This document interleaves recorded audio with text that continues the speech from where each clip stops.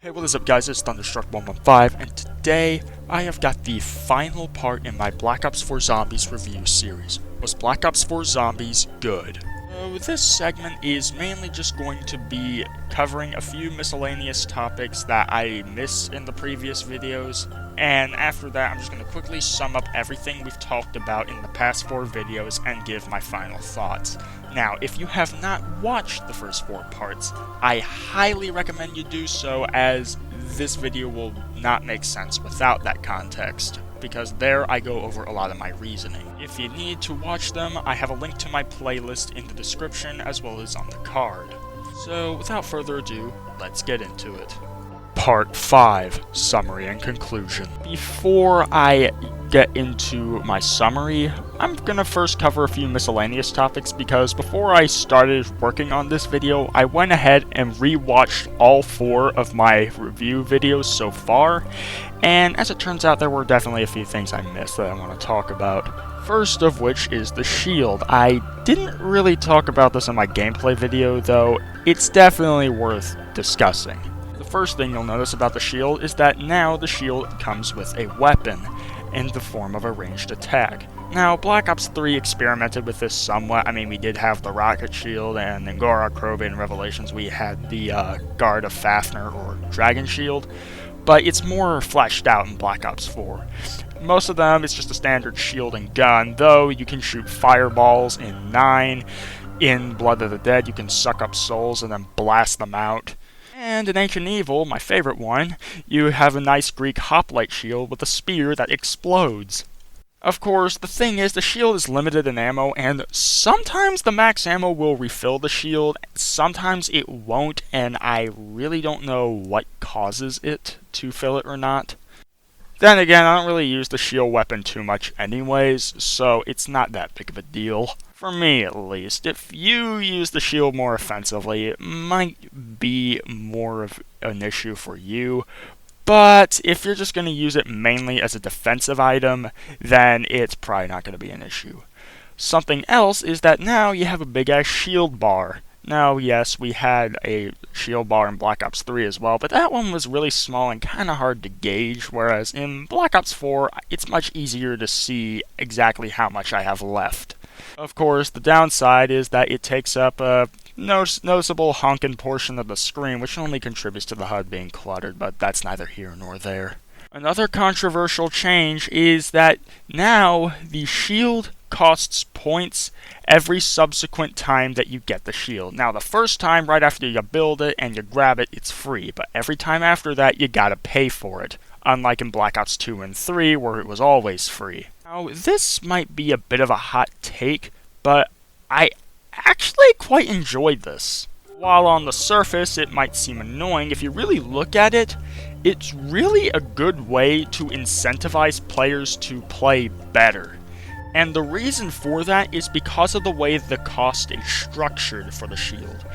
It starts off at 0, and every subsequent time it costs a small amount of points. But each time you get it, that point total increases.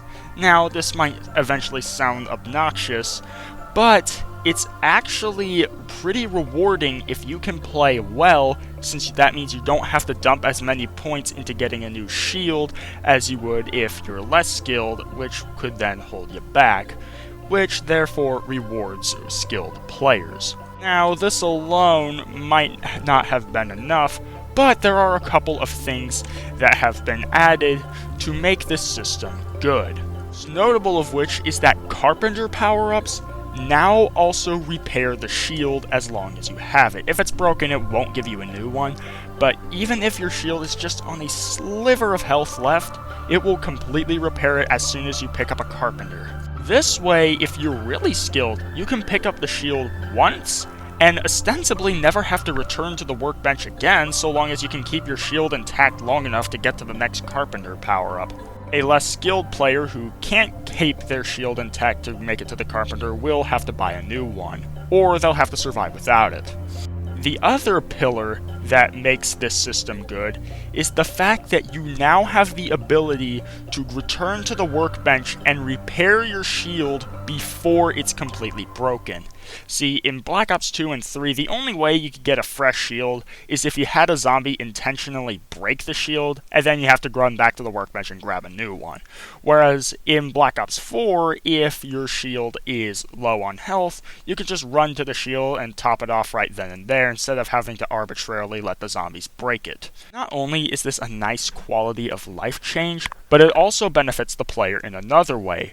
Repairing the shield is only half the cost that it would be to get a new one. So if, say, the shield at that moment would have costed 1,000 points, repairing it is only 500 points.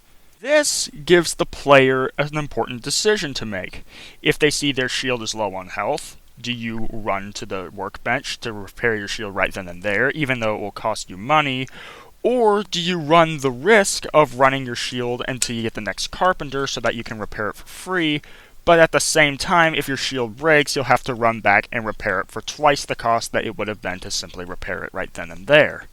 By making important decisions like this, I have been able to get to round 20 and above without my shield cost going over 1,000. And for those that are worried that this might become a problem in high rounds after you've bought the shield a certain number of times by that point, don't be, because the cost for the shield will cap out at 5,000 points for a new shield or 2,500 to repair it. Well, yeah, having the shield cost money now might be a bit annoying at first, but I think it adds a nice gameplay element that's really fun. The other thing I really wanted to talk about is the zombie AI. I've heard the argument that Black Ops 4 zombie AI is way too obnoxious and therefore impedes training.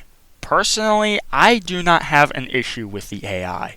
Now, the spawning, yeah, sometimes it can be a bit dicey, as sometimes they just spawn a bit closer to the player than they really should sometimes, most notably on Voyage of Despair, but most of the time I find it manageable. The thing is, in Black Ops 4, the zombies now move sort of irregularly, which makes aiming at them a bit harder, but at the same time, aiming at them in previous entries was exceptionally easy. This adds a skill gap to those that can aim effectively and those that can't. It's not completely unmanageable, you can still kill the zombies fairly easily, but it definitely takes a bit more skill to have a good aim in this game. Also, I just wanted to mention, this also makes Deadshot more effective in this game since their heads are now bobbing and weaving. Additionally, it also makes training more engaging, since you actively have to plan out your course constantly in this game, whereas in previous game, once you get a strategy down, it's really just repeat ad nauseum. And I really do mean that. In Black Ops 4, I got to round 50 on 9. That's the third time I've ever gotten to round 50 in zombies, and while I probably could get to round 50 on pretty much any of the other maps, or hell, even around 100 if I had the time and patience, I'm just not a high rounding person. Personally, anything after round 35 just usually gets repetitive for me, as most high round strategies either boil down to sit in a corner for a couple of hours spamming the wonder weapon, or run around in circles for a couple of hours spamming the wonder weapon. In case you were wondering, the other two maps that I've gotten to round 50 on so far are Buried from Black Ops 2 and Zombies Chronicles Ascension from Black Ops 3. And in both cases, after a while, I just wanted to blow my brains out, as it was just mind-numbingly boring. How do high round players do it? I really want to know. But of all the 3 high round attempts I've done, the one on 9 where I got to round 50 was definitely the most enjoyable for me. Like, it took longer for the fatigue to start setting in than it did in the previous games.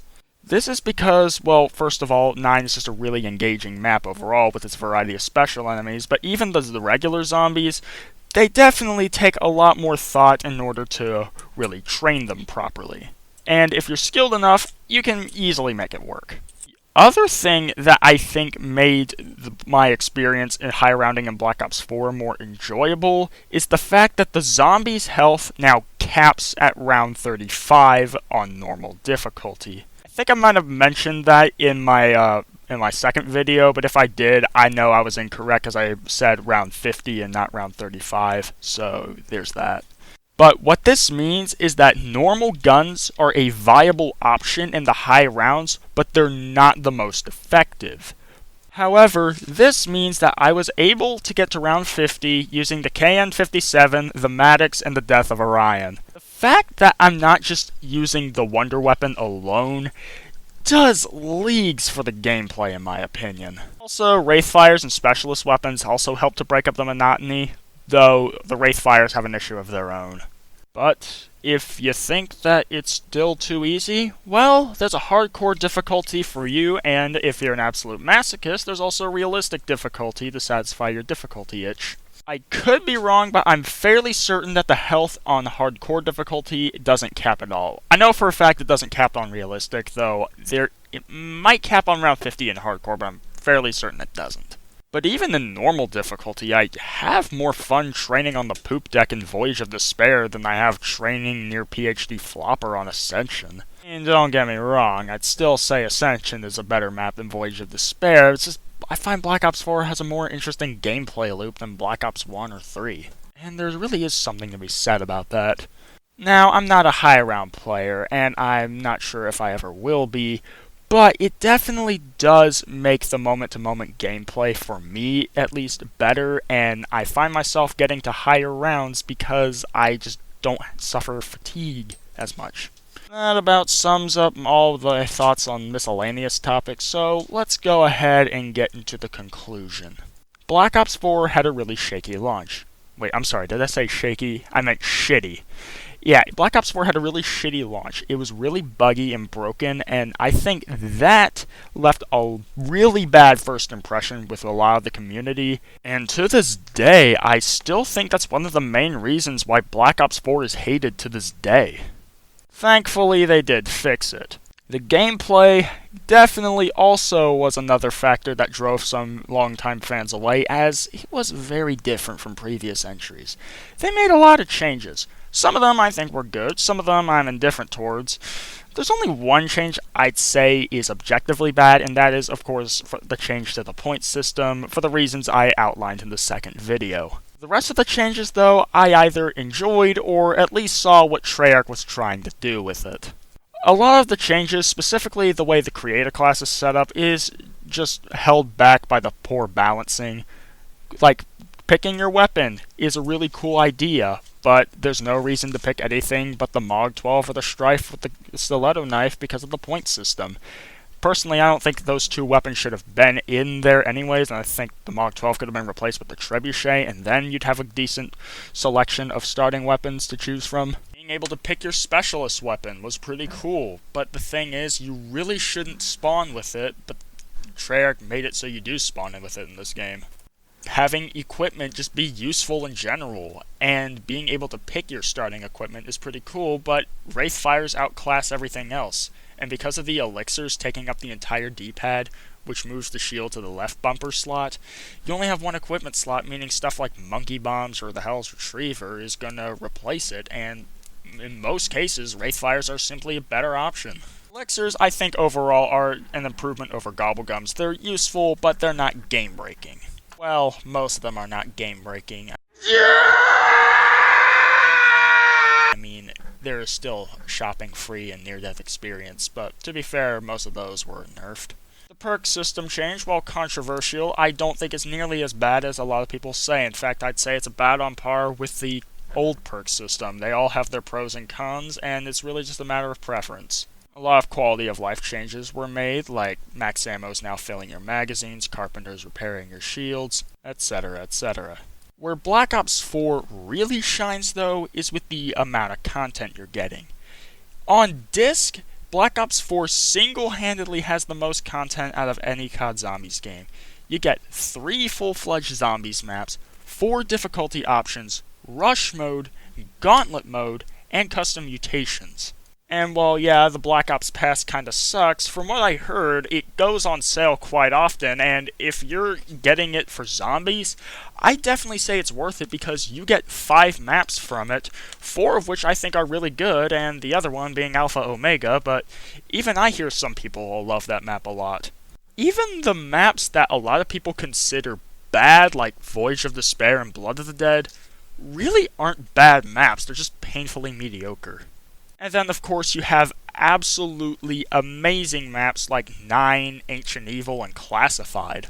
Now, with all the DLC, I'd still say Black Ops 3 has more content, though that's mainly because Black Ops 3 has Zombies Chronicles. But still, you get 8 maps in Black Ops 4 if you have the Black Ops Pass. 4 completely new, 4 are reimaginings. The Aether story ending was kinda disappointing, but it wasn't the worst thing in the world. I personally really enjoyed the Chaos story, even though a lot of people didn't really like it. It had a lot of potential. Admittedly, some things could have been executed better, but I think by the end of it, it was a pretty good story.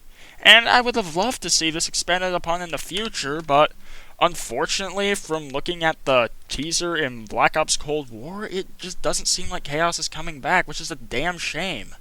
Of course, Zombies for Cold War hasn't been officially revealed yet, so maybe I'll be wrong. Regardless, I think Chaos was fresh, and I think it was nice. So, where does that leave Black Ops 4 as a whole? Black Ops 4 is just radically different from previous games, and a lot of people don't like that. Personally, though, if you can look past some of the changes to the formula and just take a look at Black Ops 4 Zombies for what it is, there's actually a lot to love about it. It's nowhere near as bad as people say, and it gets hated on way too much. However, there are definitely some valid criticisms that this game has. But I think if you took the best elements from Black Ops 4 Zombies and then mixed it with the best elements from the old formula, I think you could have the best Zombies game ever. And hopefully that's what's going to happen in Cold War, but we'll have to wait and see. So, recently the Smith Plays adopted the Noctur Untoten scale of awesomeness, so I will have to rate Black Ops 4 Zombies 7.5 out of 10 Noctur Untotens. I kind of wanted to give it 8, but after looking over some of the criticisms, I think a 7.5 out of 10 is appropriate. It's not the best Zombies game, but it's not the worst. Why do I think it's better than some games and worse than others? Well, maybe we'll have to take a look at the other Treyarch games to see that for sure. And so, to answer the question we asked all the way back in November, geez, it's been 10 months since I started making this series. Yes, Black Ops 4 Zombies is good. Anyways, I hope you enjoyed this series. If you did, make sure you like and subscribe for more, and tell me if you want me to do something similar to this, but for something else. Anyways, that's it. Peace!